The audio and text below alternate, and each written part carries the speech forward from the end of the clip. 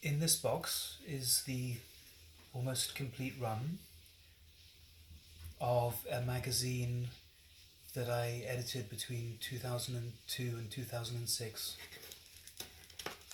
called Tolling Elves.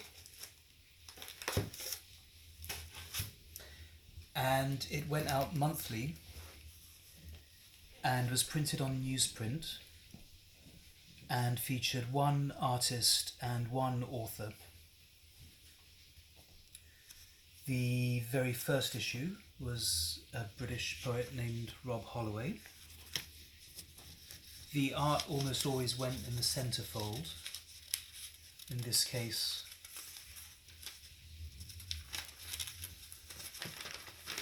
I did a drawing for that.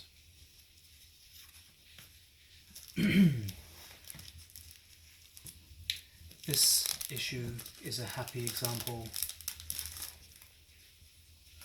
of a really good use of the centerfold, because the artist Helen Douglas had some fun by creating this very trompe-l'oeil looking photograph of a little bug. It was hard to print this. I lost many issues actually with this one because some just did not print so that they could be folded accurately down the middle so that these little seeds would fall in the gutter.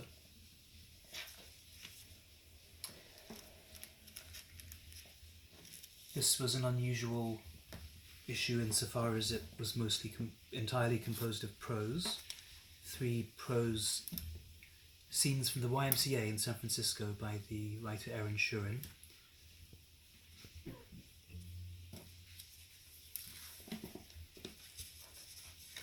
Maybe each issue is atypical. This one is atypical insofar as it was actually all poems.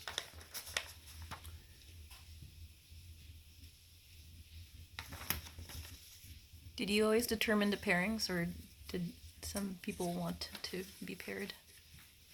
I began determining the pairings and then sometimes chose them. All of the ones that we have so far, I did.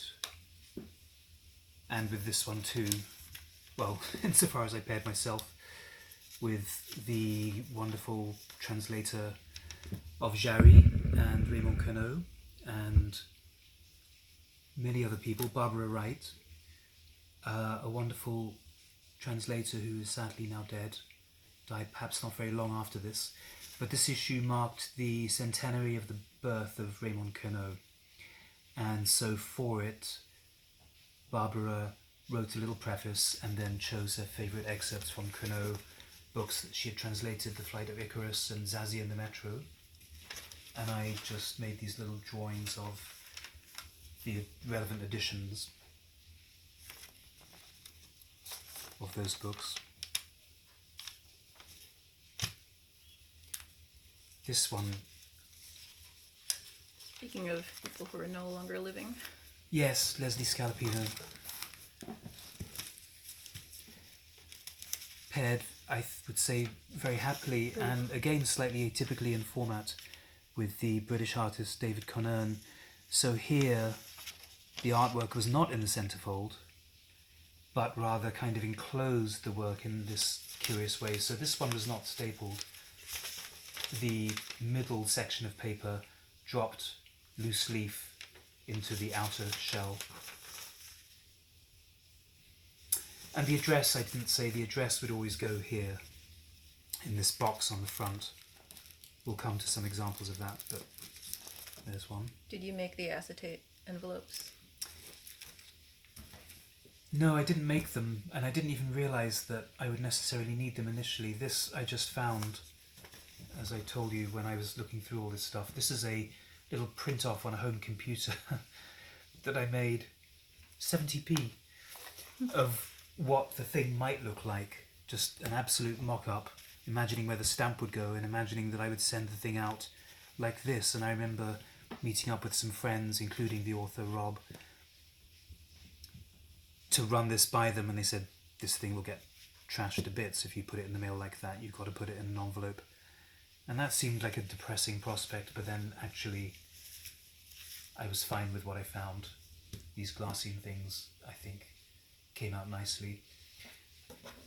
I think I'd imagined that they would sort of compromise the material feel of the thing, but they did have the mitigating factor that I could put the stamp on the outside, Right. and then the postage mark would go on that too sometimes. So what was the first Xerox machine that you used? I can't remember. Did you break it? I do remember. I just remember a lot of difficulty with the first three, and then with the fourth issue, that one that was composed entirely of poems by Pete Inman, I somehow learned of a printer in deep South London, Eltham, that had a printer that I'm sure was available elsewhere that other people must have owned, but I didn't. I found it and it worked, and he unfailingly was able to photocopy on newsprint. The beautiful effect that photocopy on newsprint has, because it's heat-sealed dust, is that, because the ink in a photocopier is heat-sealed dust, is that it sits on top of the paper. Mm-hmm. And that means that high-contrast artwork can come out very beautifully and look almost like it's silkscreened or something on some occasions. I'll show you one later that I think is a really happy example of that. But I would say with of course, a line drawing like David Conern's here, it's ideally suited to that kind of reproduction. Yeah. So I stuck, until I moved to New York, I stuck with this printer in Eltham, which was run by this far-right guy named Terry Glasscock. I have a picture of him here somewhere. Here he is. That's Terry Glasscock, printer of Toiling Elves in South London, standing at the door of his business. Big fan of Millwall Football Club. Used to put cocaine in the heel of his shoe and then go and commit violence at football games. Terry. This seventh issue was yet another atypical one, in that partly because it was a two-part issue, although I can't now see the second part, but this was a long poem by Clark Coolidge on 4 artists, so it's called 4-4. And the 4 artists were Jess, Jay DeFeo, Wallace Berman, and Bruce Connor, who, at the time that I printed this in May 2003, was going by the name Anonymous. And so he insisted that I call him Anonymous. But he sent this artwork for the issue. The issue was also atypical in that it was more than 2 sheets stapled together, because the poem was long, and I did not want to devote more than 2 issues to it. So Bruce Connor sent this collage for printing in the issue, and then for the Jay DeFeo I used something that the estate sent, because of course she was dead by then. The Jess and Berman issue I guess we'll come to.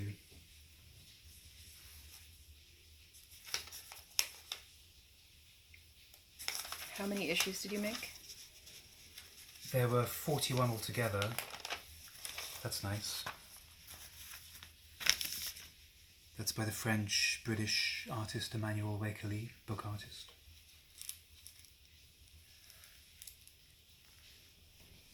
It will take too long if I go through every single issue one by one, so I'll stop doing that and maybe move it a bit more of a clip. Here's a simple example though. No, that's not an example. Here's a simple example of artwork that is especially suited to photocopy format, a nice big thumbprint. Nice.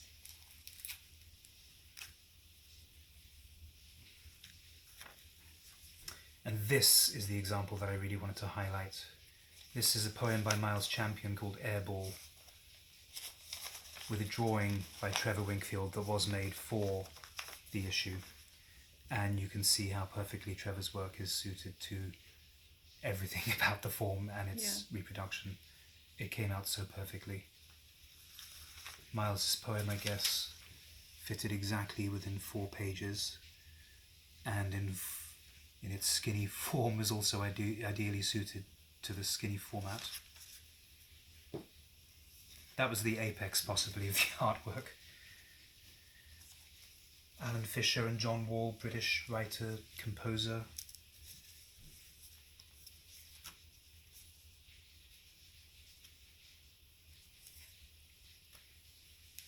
Yeah, this issue by Kevin Killian and Coulter Jacobson I thought to highlight because it has this beautiful drawing by Coulter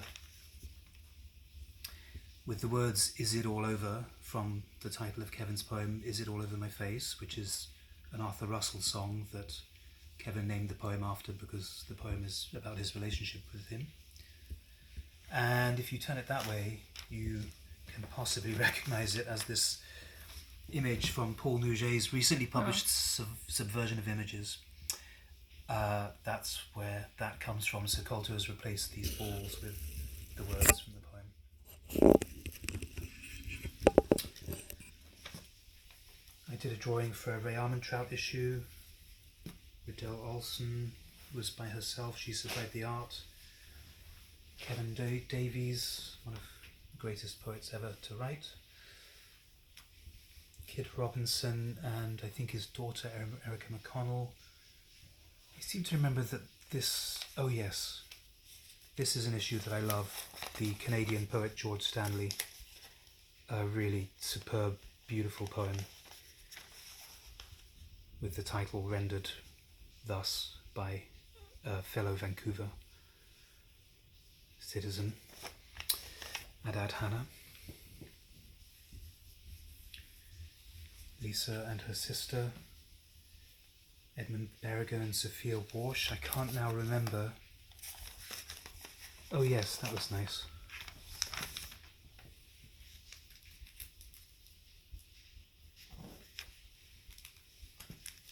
Huan Wen.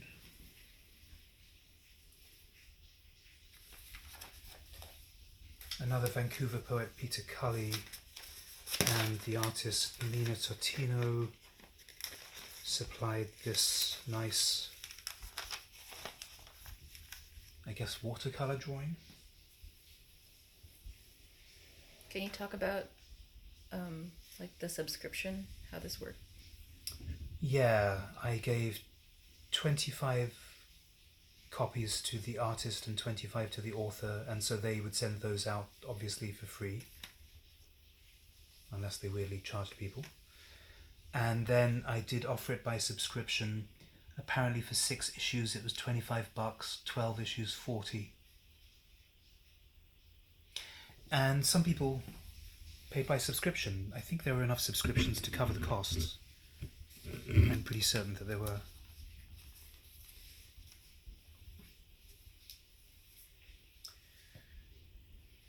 A dear friend of mine, much missed, New York poet Ray De Palma, did an issue.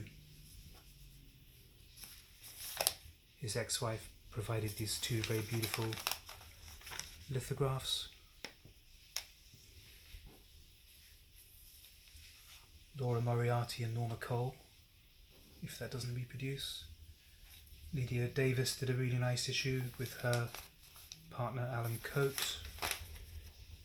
I don't know what book these were collected in,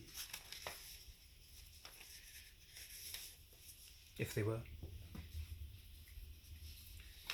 Norma Cole and Marina Adams.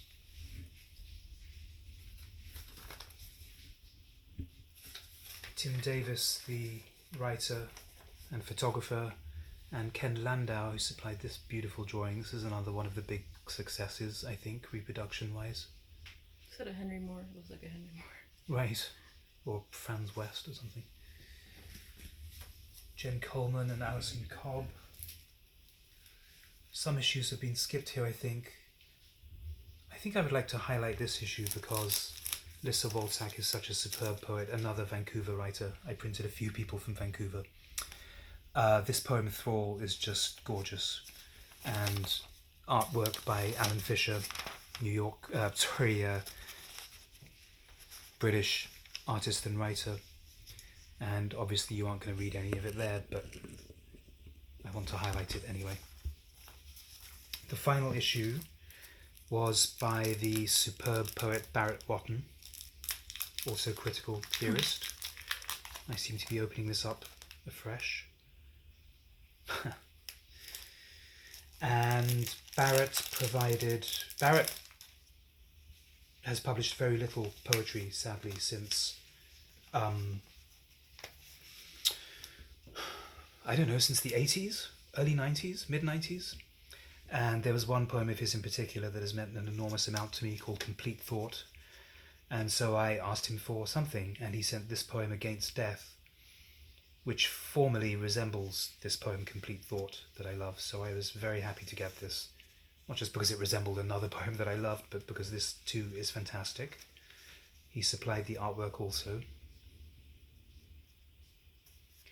And then as an insert, I included this drawing by David Conern,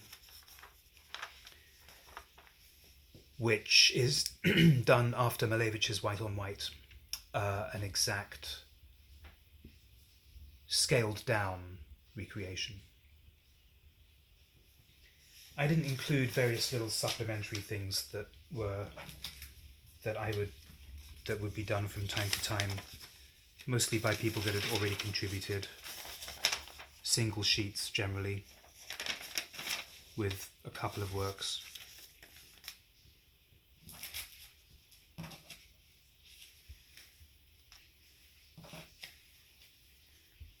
Sandy Berrigan,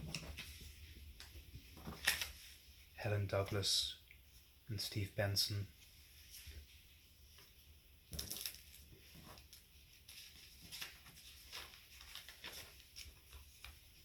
Rick Stahl, myself, and then sometimes just little things like subscription notices that I would have some mild fun with.